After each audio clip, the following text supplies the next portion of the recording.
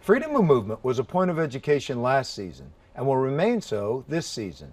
Let's take a look at some examples both on the perimeter and in the post. Let's start on the perimeter.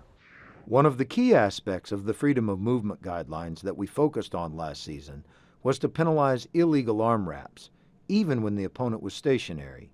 Here, the highlighted defender, Brook Lopez, wraps his left arm around the waist of his stationary opponent, Marc Gasol, and the illegal wrap affects Gasol's ability to receive the pass from his teammate.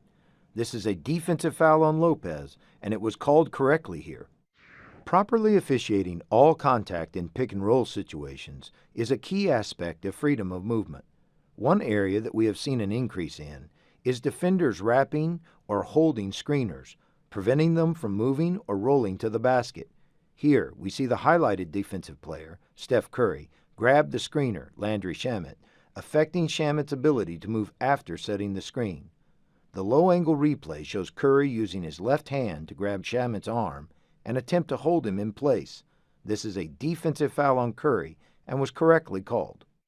On this next play, the highlighted defender, Ian Clark, will be trailing his opponent, Jalen Brunson, and Clark reaches out with his left arm and he wraps the midsection of Brunson as he cuts across the floor.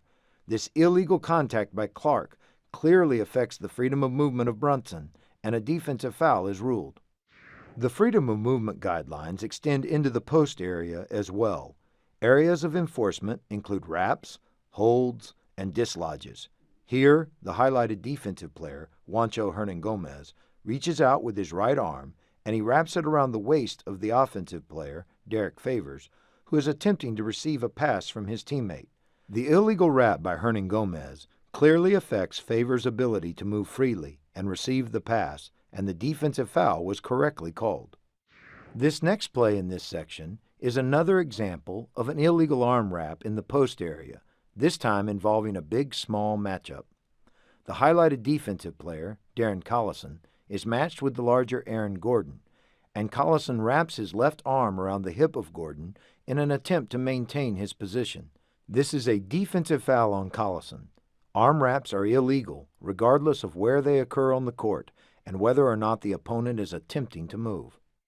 The final play in this section is another example of illegal contact in the post that affects a player's freedom of movement. The highlighted player, Damian Lillard, is defending in the post against D'Angelo Russell, and Lillard wraps his right arm around Russell's waist and he pulls Russell backward.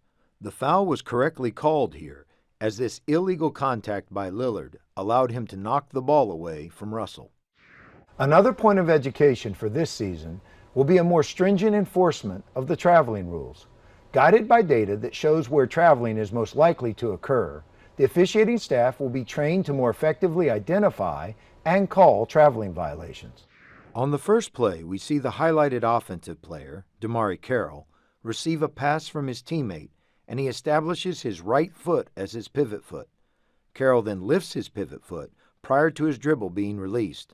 The traveling violation was not called here, as it should have been, and moving forward, the officials will strive to consistently identify and call these types of violations. This next example of a traveling violation again occurs on the perimeter, but it is a different type. The offensive player, Kevin Durant, establishes his left foot as his pivot foot, but he then moves and slides his pivot foot prior to releasing the ball on his dribble.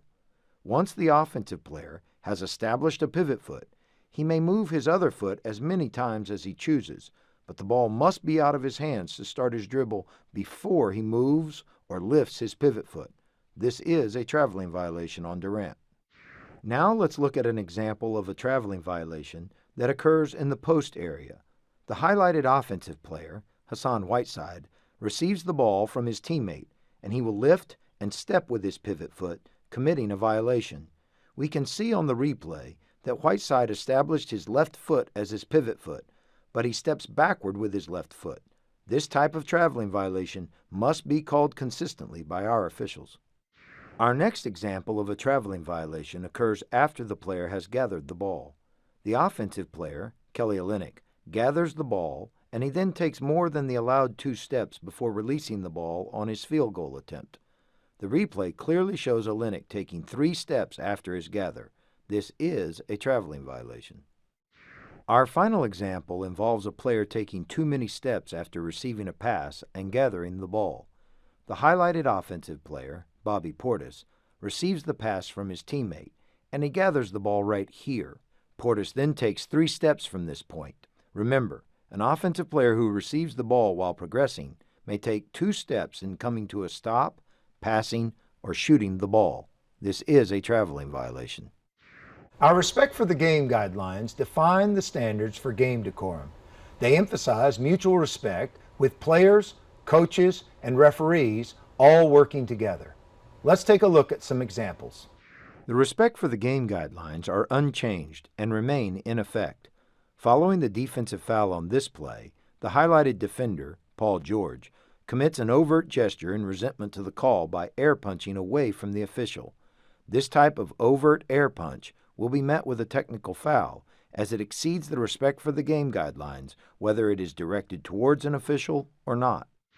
Our next example will show another reaction that exceeds the Respect for the Game guidelines. The highlighted offensive player, Eric Gordon, turns and he yells and gestures in the direction of the calling official. This type of overt reaction exceeds the guidelines, and a technical foul was correctly assessed here. On this final example, the highlighted offensive player, Spencer Dinwiddie, will commit an overt act as he yells and claps directly at an official in resentment to the no call on the play.